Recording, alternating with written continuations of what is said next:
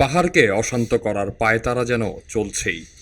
পার্বত্য চট্টগ্রাম অঞ্চলকে বিশেষ মর্যাদা প্রদানকারী পার্বত্য চট্টগ্রাম শাসনবিধি ১৯০০ বাতিলের ষড়যন্ত্র হচ্ছে, এমনটাই দাবি করে এর প্রতিবাদে রাঙ্গামাটিতে পাহাড়ের বিভিন্ন সংগঠন ও প্রথাগত প্রতিষ্ঠান যৌথভাবে মানববন্ধন করেছে।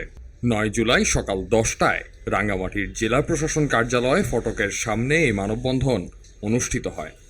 সমাবেশে নেতৃবৃন্দ অভিযোগ করে বলেন, আগামী ১১ জুলাই উচ্চতর আদালতের মাধ্যমে রাষ্ট্রের একটি অংশ পার্বত্য চট্টগ্রাম ১৯০০ সালের শাসনবিধি বাতিলের ষড়যন্ত্র করছে। এটি বাতিল করা হলে পার্বত্য চট্টগ্রামের শত বছরের ঐতিহ্যবাহী রীতিপ্রথার প্রতিষ্ঠান ধ্বংসের পাশাপাশি পাহাড়ে প্রচণ্ড অশান্তি সৃষ্টি হবে। পার্বত্য চুক্তির মাধ্যমে পাহাড়ে যে শান্তি প্রক্রিয়া শুরু হয়েছে তা ব্যাহত হবে ও পাহাড়ি জনগণের অনুভূতিতে আঘাত হানবে। তার দরকার নেই, জোর জবরদস্তিমূলক লাগাইয়ে আমাদের প্রথাগতভাবে যে প্রতিষ্ঠান আছে সেই প্রতিষ্ঠানগুলোর অধিকার খর্ব করার জন্য এই যে ষড়যন্ত্র হচ্ছে, সবাই আমরা মিলে সেই ষড়যন্ত্রের বিরুদ্ধে এখানে এসে দাঁড়িয়েছি। ঘণ্টাব্যাপী মানববন্ধনে বিভিন্ন শ্রেণীর কয়েক হাজার নারী পুরুষ অংশ নেন।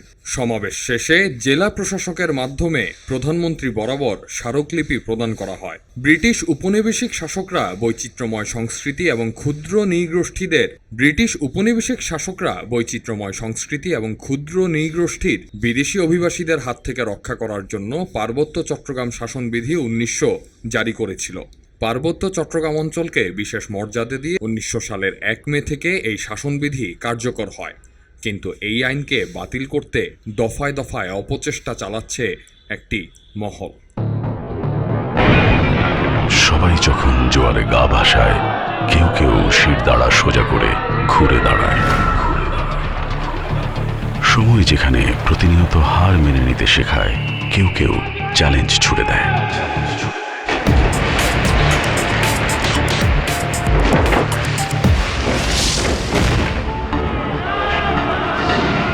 পক্ষপাতের ভিড়ে আজ থেকে কোনো পক্ষ নয়, খবর হবে নিরপেক্ষ।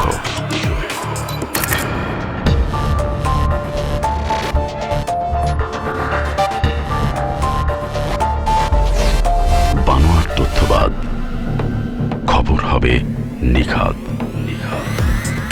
ভেঙে গুজবের শিক, খবর হবে নির্ভীক। এলো মুক্ত চিন্তার স্বাধীন দৈনিক খবরের কাগজ। এখন খবর হবে নিখাত, নির্ভীক, নিরপেক্ষ।